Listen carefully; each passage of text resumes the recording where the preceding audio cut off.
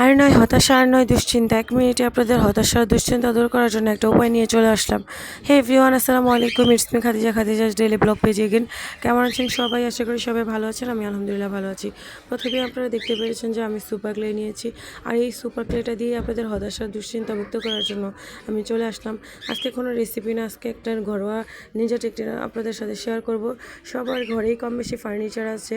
আর এই ফার্নিচারগুলো খুব দ্রুতই অনেক নষ্ট হয়ে যায় আর ময়লা হয়ে যায়, খুব ময়লা আটকায় যে ডিজাইনগুলো থাকে ওই ডিজাইনগুলোতে। তো আমার আজকে এই আলমারিটা অনেক ময়লা হয়ে গিয়েছে। আমি চিন্তা করতেছিলাম যে কিভাবে পরিষ্কার করা যায়। তো হুট করে আমার মাথায় একটা বুদ্ধি আসলো যে আমার কাছে তো সুপার ক্লে আছে, এই সুপার ক্লে দিয়ে কেমন হয় যদি আমি এই ফার্নিচারগুলো পরিষ্কার করি।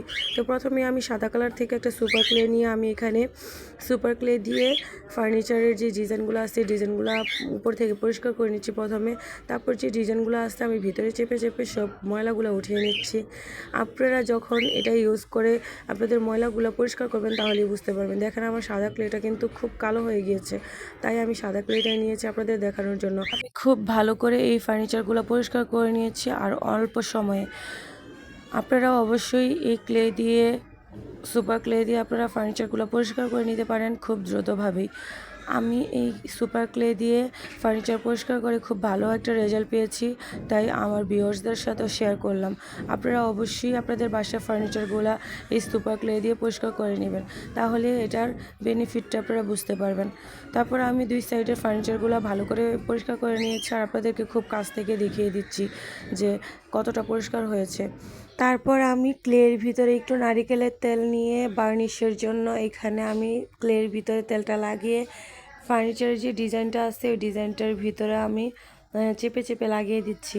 এতে করে বোঝা যাবে কি মনে হয় যেন ফার্নিচারগুলো বার্নিশ করা হয়েছে। উপর থেকে খুব চকচক করবে আর দেখতে অনেক সুন্দর দেখাবে। আপনারাও অবশ্যই ক্লে দিয়ে ময়লাটা পরিষ্কার করার পরে ক্লেতে একটু তেল নিয়ে আবার এই ফার্নিচারের যে ডিজাইনগুলো থাকে ওই ডিজাইনগুলোতে দিয়ে দিবেন, তাহলে দেখতে খুব সুন্দর লাগবে আর মনে হবে যে ইনস্ট্যান্ট আপনি ফার্নিচার বার্নিশ করিয়েছেন এমনটাই দেখাবে। আর যিনি এই সুপার ক্লেটা আবিষ্কার করেছেন তাকে অসংখ্য ধন্যবাদ এমন একটা জিনিস আবিষ্কার করার জন্য।